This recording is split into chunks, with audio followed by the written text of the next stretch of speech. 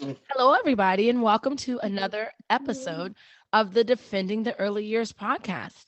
Today, I'm going to be talking with Sylvan Taylor. Sylvan is a longtime virtual friend of mine who I have followed from.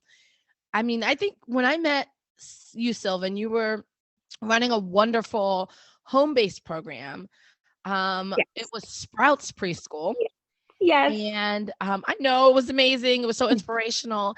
And then you transitioned back to elementary school. Yes.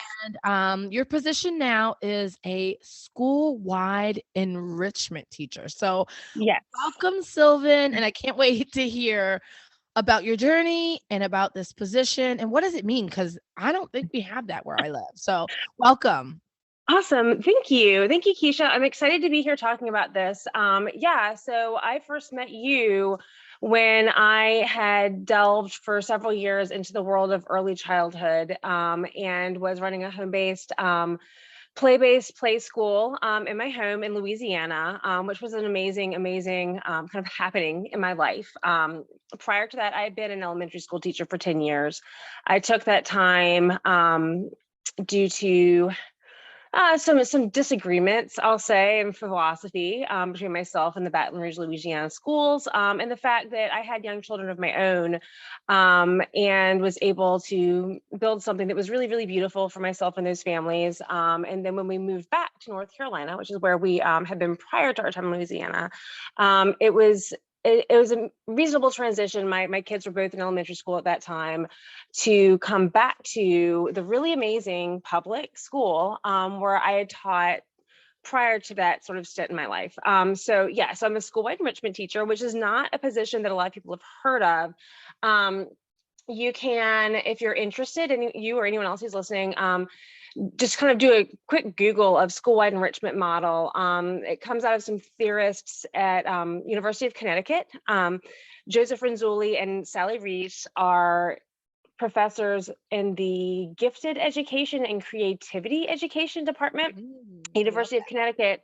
And the foundation of the whole model is that we all have gifts. We all perform better in every aspect of our lives if we feel embraced and we feel excited about what we're doing and we are engaged and we are approached based on our strengths and our interests and our passions as opposed to our areas of deficit, which is for some reason still a really novel idea in public school systems. We are not the only school that implements the school-wide enrichment model.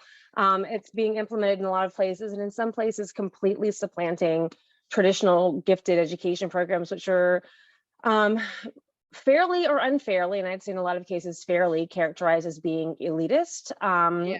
And exclusionist, and if you look at the data on paper, frankly, racist. Mhm. And so the school-wide enrichment model kind of turns all of that on its head and gives all kids an opportunity to excel in the areas of their passion and their strengths. And so like a real quick overview of that is like our school, I'm the enrichment teacher. Everybody sees me weekly for enrichment class, everyone kindergarten through 5th grade anyway. We're actually a preschool through 8th grade school. So we go all the way up through 8th grade middle school, and then kids have to leave for high school, and that's very sad. But everyone sees me for enrichment class, which includes 3 weeks of completely free makerspace every quarter, where they build from this. I have tools, I have hot glue guns, I have all kinds of recyclables. Sometimes I have wood. We do something called mini course that sort of mashes up experiential, child-led, project-based learning and some advanced academic skills. We do enrichment clusters, which everyone participates in, that run the gamut of anything you can imagine. Right now, we have some kids that wanted to pursue sewing, and so they do twice a week for an hour. They're exploring sewing. My son, whenever it's offered, does rock band, and it's a rock band, and they work together. They're hoping to write their own songs this year, which last year they were doing covers, which is still pretty amazing for middle schoolers. My daughter's in sign language. I'm running one right now on drama. The kids are writing their own plays. They're making the scripts. They're making the costumes, they're making the sets, and they're going to perform them. We had some performances last year of our drama enrichment cluster semester, one of our teachers is a former detective, and he does fingerprinting, and the kids like solve mysteries and figure out, whose fingerprints those are. So it's non-academic. We have one on hip hop dance right now, one on mural painting, and we've got murals around the school that kids have made. And so when we've had kids say, this is the reason that I come to school. And another reason they give is Loose Parts Fridays, which is one of my passion projects that grew out of my time in play-based early childhood education, and seeing that my son, who is older than the preschoolers that I was working with, he and his friends still desperately needed opportunities for play, and it's not happening in schools. Schools have, by and large, fixed equipment playgrounds. Some schools that I have spent time in, the kids hardly had time to even plan that at all. It was maybe 15, 20 minutes.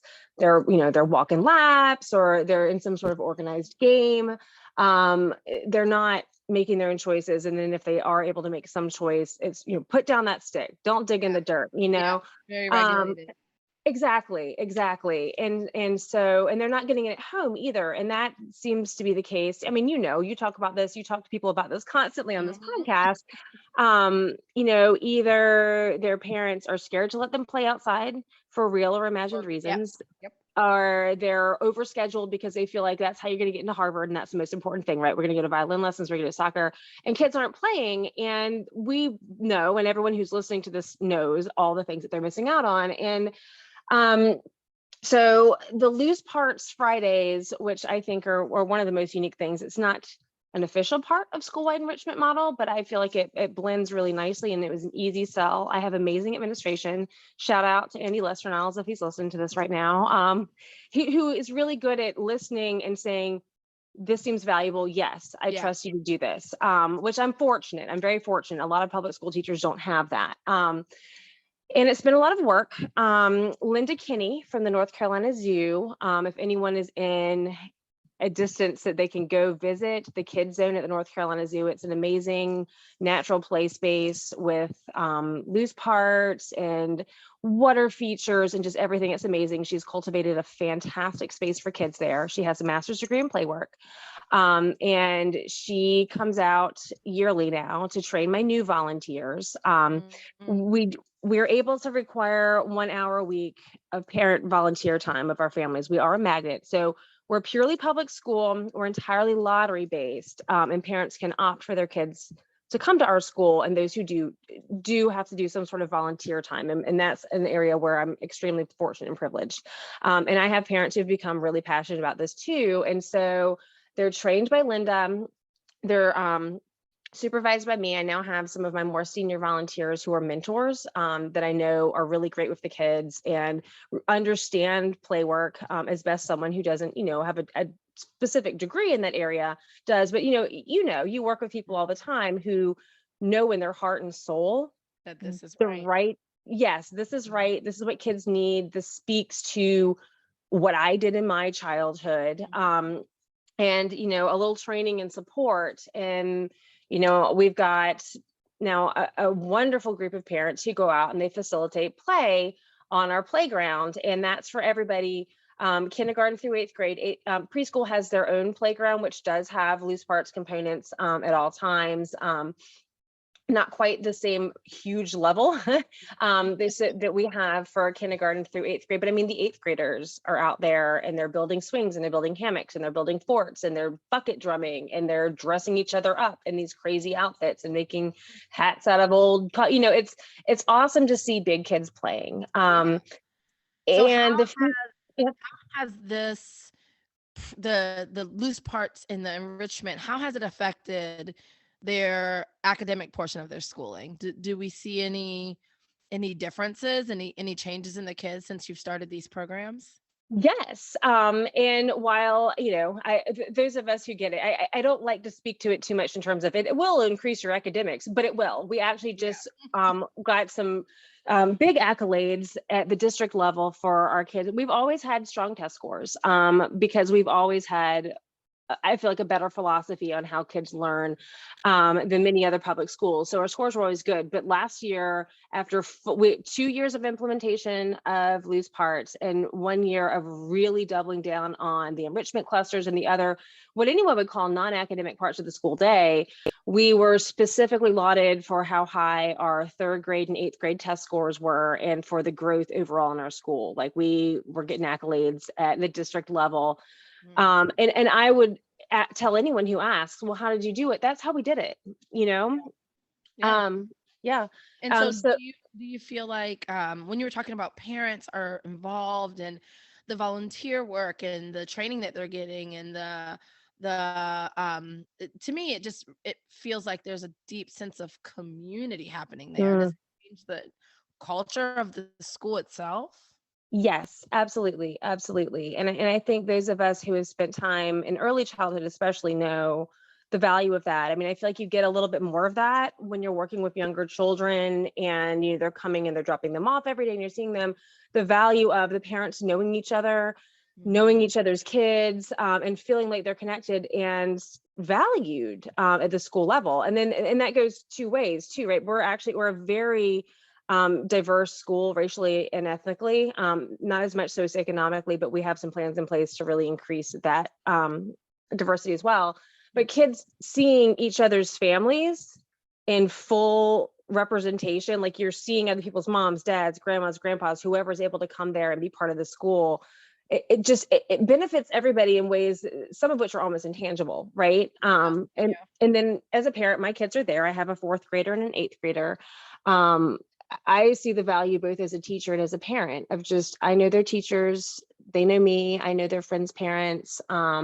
That sense of community and sense of belonging, this is a place where I belong, right? And I Yeah. think that for the parents feeling that too, then they can come home, they understand what's happening at school, right? Like if you're kind of blocked out or don't know how to get yourself in there in the school, it's hard to support what's happening at school, A right? lot of times right now the model is keep the parents out. You know, Yeah. that's what I remember as a parent of children in public school. That's how I felt. I felt like, Mhm, and some of it is warranted because of a lot of the gun violence and things that we've mhm, seen in schools where it just doesn't feel safe to have mhm, the sort of freedom that we had when I was growing up in schools with parents coming in and out and things like that. But I just felt very excluded, very pushed. mhm, So mhm, I know how it feels to not be included. So I can imagine the inclusion of families, not just parents, but families is mhm. so powerful. Oh, it's incredibly powerful. And I get the safety aspect. And yeah, I mean, we're locked. We're Mm, called the downtown school because we're downtown. And yeah. the person at the front desk buzzes you in and you sign into the computer and everyone has a background check before they work with kids. And then you recognize faces too. So it's not like the stranger walking down the hall, oh, that's Yeah. so and so's dad, right? Mhm. And so once you have that system in place, which I recognize can probably be very hard if your school doesn't already have that feeling of openness and welcome in place. But once you have that there, these aren't strangers, and it stands out really quickly if there's someone that you truly don't recognize. Yeah. Um, and having a bunch of people around who know your kids and adds an extra, to me, a level of safety. Yes. I love knowing that that kid's mom or dad or grandma or whoever also knows who my kid is, and they're going to tell me if they were doing something great or something terrible, Yes. like, and the kids know that too. They feel like there's lots of people looking out for them, and I think that that's really special. I love it. I really value the concept of looking at someone's genius because we all have a genius, right? Mm-hmm. and Mm-hmm. and just making that of value in school because everyone's Mm-hmm. genius is not always valued in our traditional school setting. So how did the enrichment position come about? Is that something that was there prior to you coming there? Where did that come from? So it's always been there. Our school has existed now for, this is our 31st year. Um, Ooh. it was kind of built from the ground up at that point, 1991. there, and I know the history as it's been spoken to me. I mean, at the time that this was happening, I was in middle school myself, so I was not part of that original charter. But so there were grants given to, I believe, 100 or maybe even less schools nationwide through the RJR Foundation, the Reynolds Tobacco Foundation. They called it Next Century Schools, and it was the process was write a grant for what you think education could be and should be. And so Wow. there, yes. And we were, from what I understand, the only school that was not an existing school. The others were schools that wanted to change something about what they were. But ours was truly a group of educators in the area sat down and said, if we could do anything we wanted, what would school be? And so they laid out a lot of the things that we've already talked about. They talked about, children being empowered to have voice and choice during the school day. They talked about small class sizes and close relationships of families and teachers. And so a few of the other things that are really special, I think, and that lead to our success, we cap our classes all the way up to 8th grade at 15 kids. Mm. And so every class has 15 students, and they, until they're in 6th grade, they loop with their teachers. So like my daughter had the same teacher for 2nd and 3rd grade. Yeah. She has a 4th grade teacher who will be her 5th grade teacher next year. So the Yeah. teachers I'm used to really that. know. Yeah, and as someone who, working in early childhood, we see this, and we see a lot of centers and preschools and things get this for younger kids, right? But it's still so meaningful to them. I mean, we forget sometimes too that like 7 and 8-year-olds are still really early childhood. We Mhm. don't treat them like that anymore once we send them to school, right? But those relationships really mean so much. And then this Renzulli school-wide enrichment model was a component of that original charter because of, exactly the things that are speaking to us in this conversation, right? Like seeing kids for their genius, even, even especially if that genius isn't something that's traditionally tested in schools. We give awards to kids that are great at math or really good at spelling, and sure, those things are wonderful. But if you're going to be a musician or an Yeah. actor or a landscaper or about, like there's so many things that we can be gifted at that we don't always see in public schools. And then when you're that child who year after year, we all know, isn't seen for what you're good at, but the areas where you're lacking, you're going to feel disenfranchised, you're going to feel not a part of things, and you're going to be less motivated to do Yeah. well because the people around you feel like aren't fully seeing you. And Yeah. so there's And a they lot don't of value your gifts. Exactly. And so there's a lot of language in that original charter about the whole child and about the unique individual timing of each child's development, which encompasses all things, both the child who's maybe slow to read and how do we both accept and support that, or the child that comes in and already knows so many of the grade level skills. How do we accept and support that as well so that they're not just waiting, right? Yeah. Um, and that's hard. Like I've been in public school for a long time, and I don't say any of this to blast people that are doing their very best within a system that is in many ways broken, because it's hard to say, it's hard to break out of that, right? So when you're faced with, I have to have certain growth or I have to have certain scores, and that there are kids in your class that have already got it, you end up focusing on the kids that don't, but in a way that's not beneficial to them either. And it's a whole cycle. And I don't blame teachers. I am a teacher. I've been in settings that felt Yeah. like it was insurmountable. But I also would love for more schools to look at this model, see that schools are using it, are flourishing. Mhm. DC public schools, or at least some components of DC public schools, have implemented school-wide enrichment model in place of gifted identification, and they've implemented it in schools where they didn't have a gifted population, because as many of us know, there are schools where no one tests into gifted because the tests are biased. Those Yeah. kids don't have it, Yep. um, and those and their test scores went up tremendously from giving kids opportunities during the school day to say, I'm interested in this thing and I'd like to pursue it, or I'm passionate about this cause and I'd like to pursue it. It gave them a reason to come to school. It gave them a reason to learn skills. Because some of the things that I've had kids pursue, I had kids that were really pumped about pollinators. Like they wanted to learn about botany. It was initially a group that was just interested in plants. But we Yeah. did sort of a survey of our campus, which is inner city.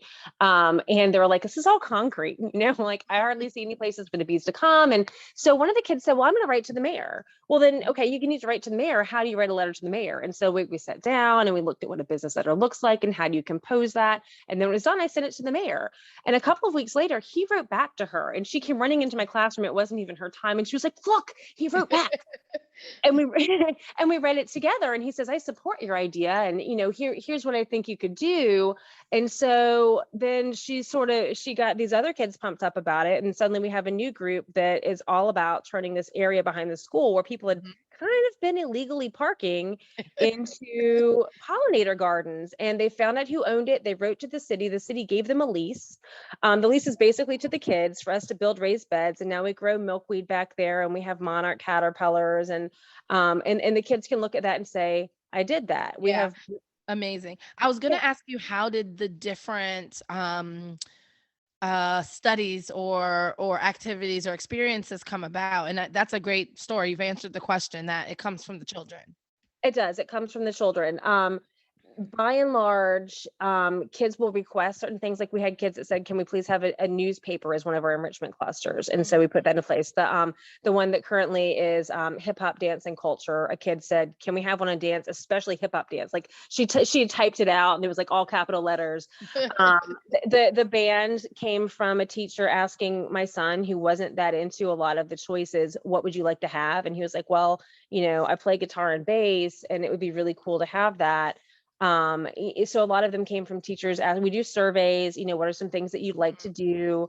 Some of the things rise up organically and aren't even officially a part of the school day, and we just make time. We had a group of fourth graders last year who really wanted to find a way to help Ukrainian refugees. And so they requested like a meeting time with the principal once a week during their recess time. And he went and he sat with them. And then like one of them would type up notes and email them to him later in the day. Like, here's what we talked about today. They're, so grown up about it. And they ended up doing a Yeah. bake sale at a festival that we had to raise money, and then donated it to an organization that they had, vetted through their research. My daughter's third grade I mean, class put on a play Mhm. just because. Yeah. It's amazing. To me, this is what I mean, like they said when they started the planning of this from day one, is what should education look like? Yes. Like, this is what it should look like. Right. I'm hoping that the future of education leans more towards larger chunks of the day, if not all of the day, being this whole school enrichment time. Like, that can be Mhm. like, it reminds me of the Sudbury model Mhm. where, you know, we don't have classes until someone says, "Hey, I want a class on this," or "I want to experience this," or "I want to learn about that." And the excitement, I remember as a child, one of our teachers did this thing called Micro City, where Um, she said, we're gonna make our own little city, and everyone is going to start a business. And we had to write a business plan, we had to do marketing, advertising, mhm.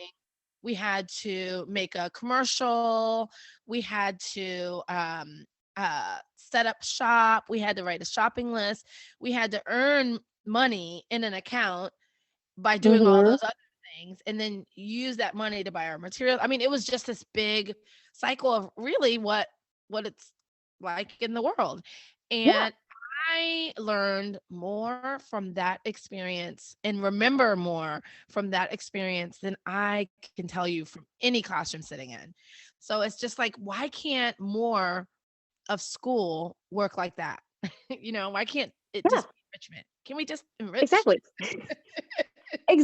Exactly. And you're describing that, and I could go on and describe a million things that have happened that way at school, that that's so much more, it's much more advanced, and it's much more real life, and it's much more motivating than a lot of what we associate with school. I mean, some of it I think is breaking out of that mode of, I mean, I remember sitting at a desk and I doing my mimeograph sheets and then turning into the teacher, and I wanted to please the teacher, and the teacher told me how well I Mhm. did, and if I did poorly she gave it back to me. But none of that's authentic, and that's not how it's not how we operate in the real world, right? Real world is integrative in terms of skills, and it's, you learn on a need to know basis.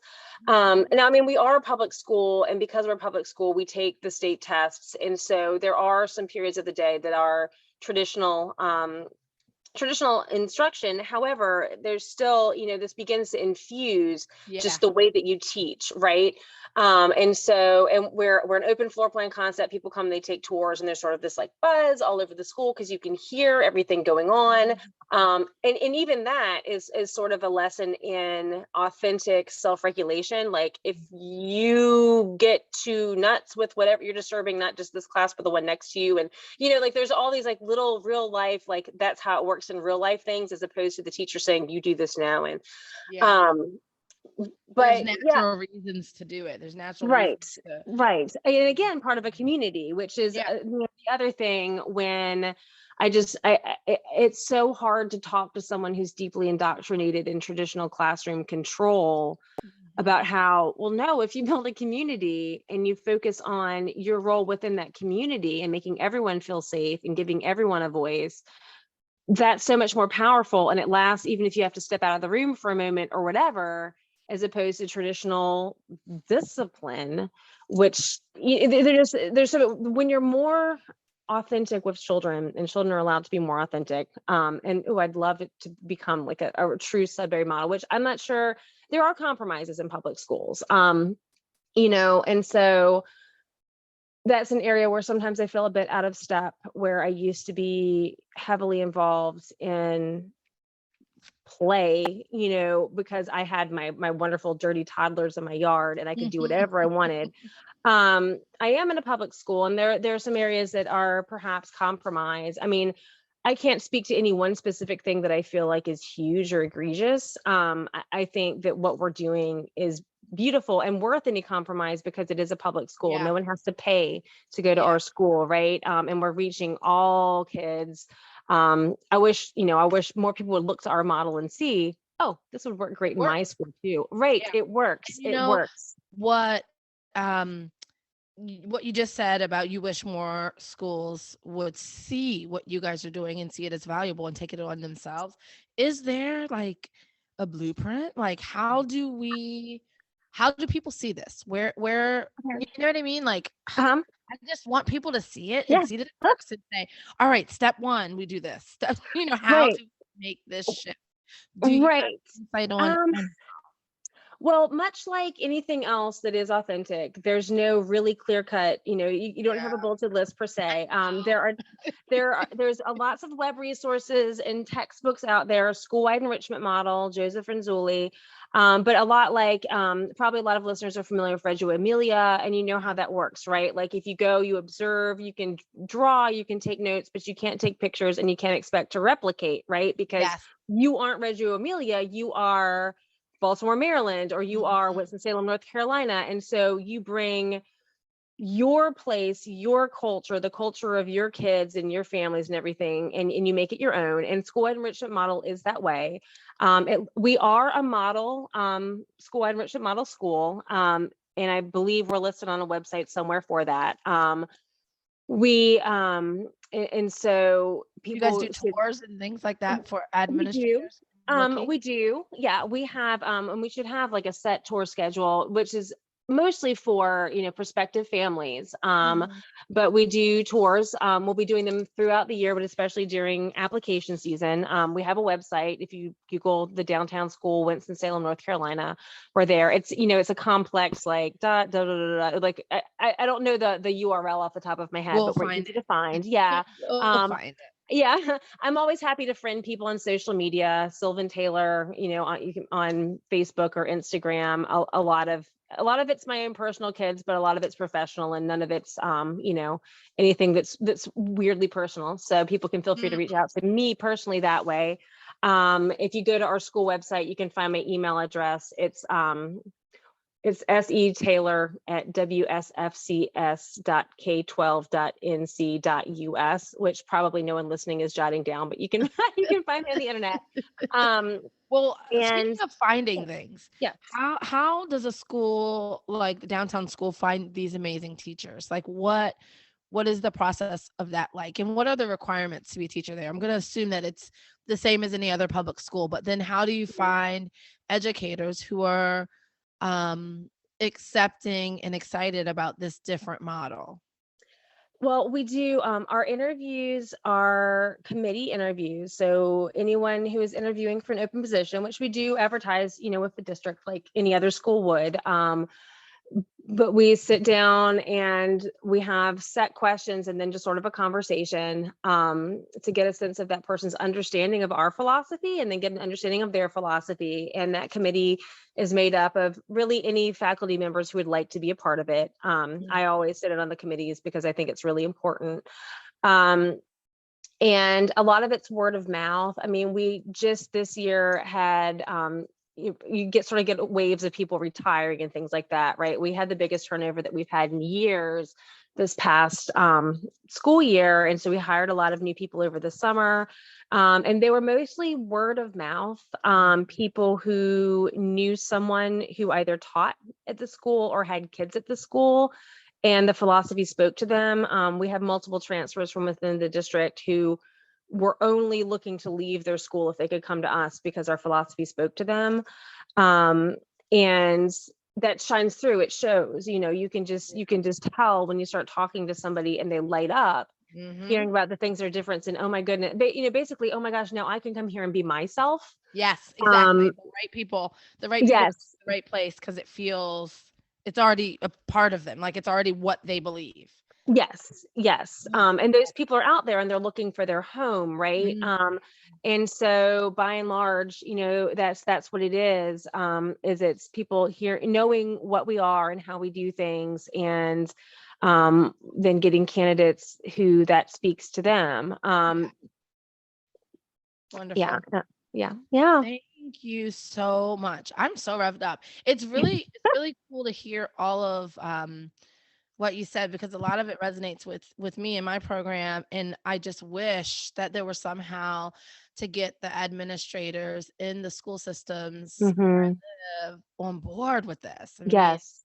It's it's we see what it does for children. I mean, hmm it it really speaks to their whole selves. yes, yes, They're not just neck up, like they got whole body. yeah. Right, they got a whole body and they have a whole, like, they have a whole heart and soul and Yes. personality, and like there's Yeah. this whole being in there that has nothing to do with anything physical, right? And then Yeah. yeah, the physicality as well, and the whole package. I will say that the hard thing is getting in from the outside, which was a challenge when I was doing Sprouts, but I had a kid in public schools and I wanted to reach out to public schools and offer them. I was doing, some play outreach. It was really hard to get in as Yeah. someone they didn't know. And so I would say anybody out there listening thinking, oh, I want this at my kid's school, get in really good with a teacher who gets it, and get Mm, that teacher to advocate, to kind of grease the conversation with the administrator. And some administrators are going to be easier to work with than others, but a lot, I think, if they have a faculty member that can come to them and present them with research, like this is how this is going to benefit kids, because yeah, I mean, every child should have access to this, and every child up through their teen years. I look at programs like Free for All Baltimore that work with teens almost exclusively, and the mhm. benefits that has. But we forget that people are surprised when they come out and see our middle schoolers like playing. No, these children need Yeah, to play. When my right, teenagers come to my preschool, I can't rip them away because they're like, "Can I paint?" Oh, and they're having tea parties and building things. I mean, it does not yes, end.